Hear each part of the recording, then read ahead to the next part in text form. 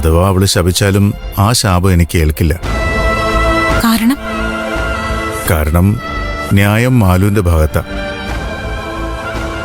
എന്തോ പ്രശ്നം ഉണ്ടായിട്ടുണ്ട്. നിരഞ്ജന്റെ സ്വരം കേൾക്കുമ്പോ എനിക്കത് മനസ്സിലാവും.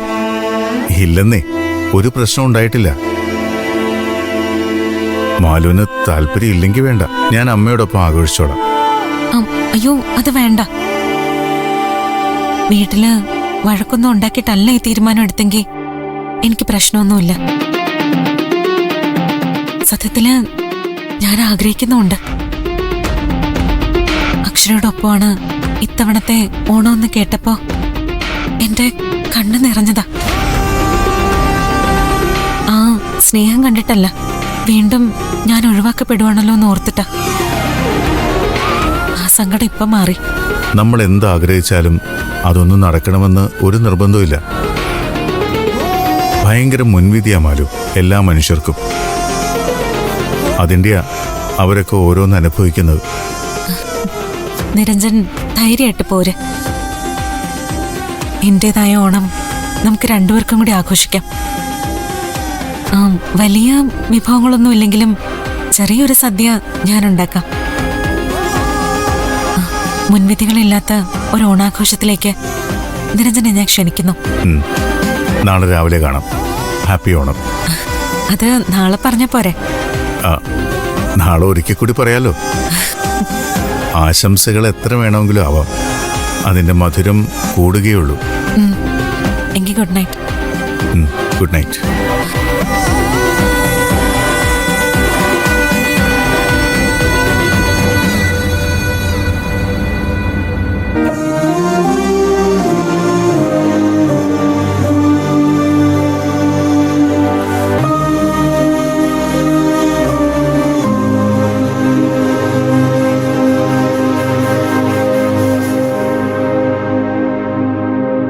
പുറത്ത് നിന്നെ കാണാൻ ഒരാള് വരും. അയാള് നിന്നെ ഒരു സാധനം ഏൽപ്പിക്കും. അതാ ഓണത്തിന് നീ പ്രയോഗിക്കേണ്ടത്. എന്താ സാധനം? അത് ആദ്യം പറ. വിഷം. ദൈവമേ, കൊല്ലാനോ? കൊല്ലാൻ മാത്രമുള്ള ശക്തിയൊന്നും അതിനില്ല. വോമിറ്റ് ചെയ്തുകൊണ്ടേയിരിക്കും. സദ്യ കഴിക്കാൻ പറ്റില്ല. അല്ല, അതാണല്ലോ നമ്മുടെ ലക്ഷ്യം. അതിന് പറ്റിയ സാധനം നീ ആയതുകൊണ്ട് വിശ്വസിക്കാൻ കുറച്ച് പ്രയാസമുണ്ട്. നീ എന്നെ ഇവിടെ തന്നെ എത്തിക്കോ. നിനക്ക് സൗകര്യം ഉണ്ടെങ്കിൽ ചെയ്താൽ മതി. ഞാൻ ഇതിനകത്ത് ആയതുകൊണ്ട്, അല്ലെങ്കിൽ ഒരുത്തിയുടെ സഹായം എനിക്ക് ആവശ്യമില്ലായിരുന്നു.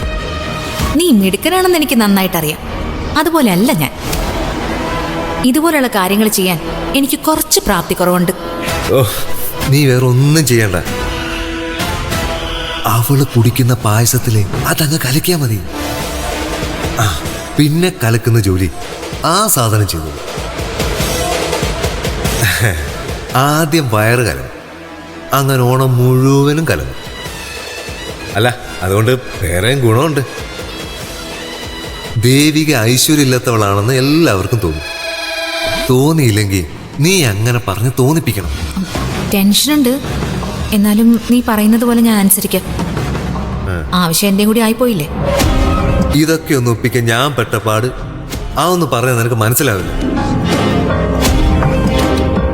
അറിയാലോ, ഇത് ജയിലാണ്. ഇതിനുള്ളിൽ കിടക്കുന്ന ഒരു തടവുകാരൻ്റെ കയ്യില് ഒരു രഹസ്യ മൊബൈൽ ഫോൺ ഉണ്ട്. അതീന്നാ ഞാൻ എല്ലാരും വിളിച്ചത്.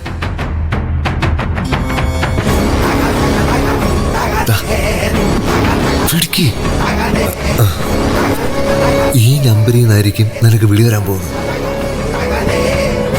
എല്ലാം ഭംഗിയാവാൻ ഞാൻ പ്രാർത്ഥിക്കാം. ഞാനും നീ ഓണത്തിന്റെ പാൽപ്പായസം കുടിക്കുമ്പോൾ ദേവിക ആശുപത്രിയിലായിരിക്കണം.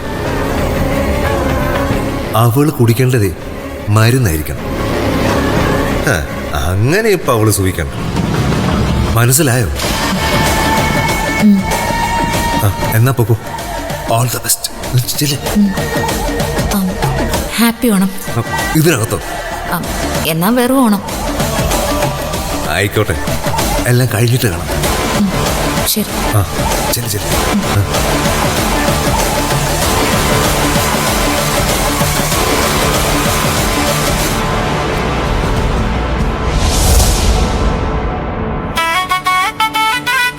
ചേച്ചി ഞാൻ റെഡി. ഇറങ്ങിയോ?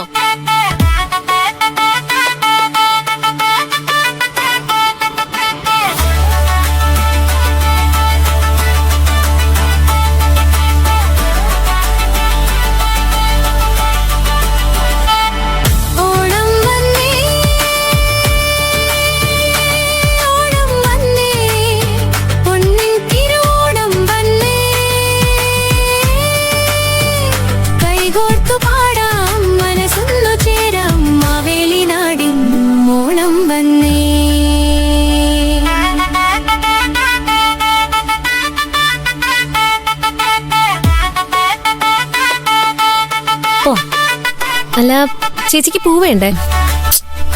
ഏയ് വേണ്ട, നമുക്കിത്തവണ ഓണമൊന്നുമില്ലല്ലോ.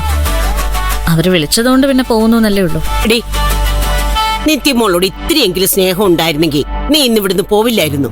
ആ, നിത്യ മാത്രോ? പാർവതി. ഓ എന്റെ അമ്മയ്ക്കിത് എന്തിന്റെ കേടാ? സിദ്ധു ഇവിടെ വന്ന് ക്ഷണിച്ചത് അമ്മ മറന്നോ? ഇവര് പോവും, ഓണാഘോഷത്തിൽ പങ്കെടുക്കുകയും ചെയ്യും. അമ്മേ, മലയാളികളുടെ ദേശീയ ഉത്സവമാണ് ഓണം. ഓരോ മുക്കിലും മൂലയിലും ഓണമുണ്ട്. അതിൽ നിന്ന് പൂർണ്ണമായിട്ട് മാറി നിൽക്കുന്ന അത്ര എളുപ്പമുള്ള കാര്യമല്ല. നമ്മുടെ വീട്ടിൽ ആഘോഷിക്കുന്നില്ല, അത്രേ ഉള്ളൂ. അയ്യോ, വന്ന് നിനക്ക് പോലും നല്ലതും ചീത്തയും തിരിച്ചറിയാൻ പറ്റാതായിപ്പോയി. ആ, അത് ശരിയാ. എന്നാ പിന്നെ ഒരു കാര്യം ചെയ്യാമേ, ഇവരുടെ കൂടെ അമ്മയും പൊക്കൂ. അമ്മ ഇവിടെ ഒറ്റയ്ക്കിരിക്കണ്ടല്ലോ. നേരാണോ നീ പറയുന്നത്?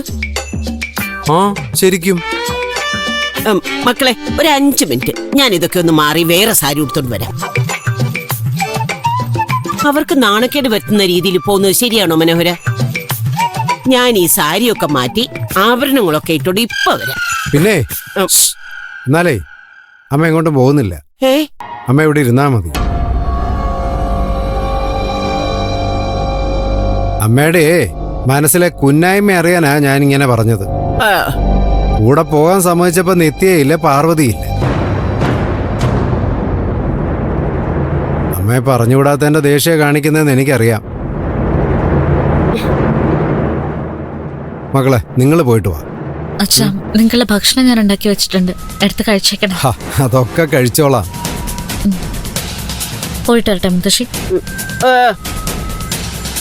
മുത്തശ്ശി, പോയിട്ട് വരാം. എന്തിനാടീ വരുന്നത്? അവിടെ തന്നെ കൂടിക്കോ.